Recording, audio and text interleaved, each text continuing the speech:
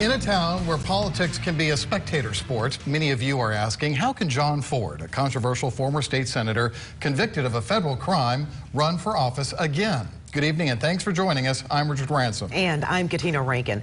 The Ford's family political dynasty has had its share of drama over the years. Well, tonight a new chapter, and Local 24 News is asking how Ford might get on the ballot. Local 24 News reporter Caitlin McCarthy on the possible legal loophole that's out there. Caitlin. The law seems pretty clear. John Ford cannot run for office again. In fact, after he was convicted in Operation Tennessee Waltz years ago, the law was strengthened. So I asked a couple of experts, how can a former politician convicted of bribery run again?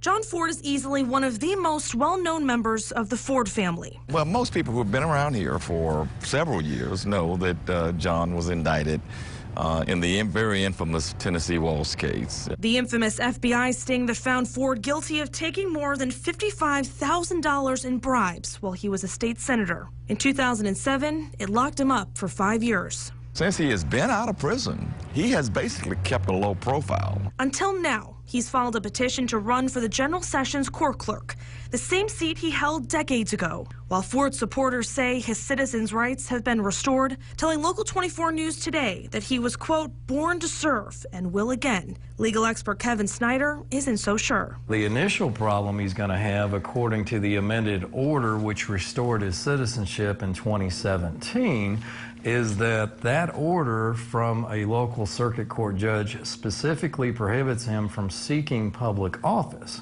So where's the loophole? I think the loophole, if there is one to be made, would be the fact that you can't impose these new restrictions on me because those new restrictions were not in place at the time I was convicted originally. Snyder's talking about a law put into place in 2017 that says someone who has committed bribery while in public office can never hold public office again. Ford was convicted 10 years earlier, although a judge at the time told him he'd never hold office again. But even Snyder admits good lawyers will always try. The law is always up to interpretation, and certainly when you mix politics into that, it adds a whole new dimension. For his part, Ford isn't talking publicly yet about why he might want his old job back.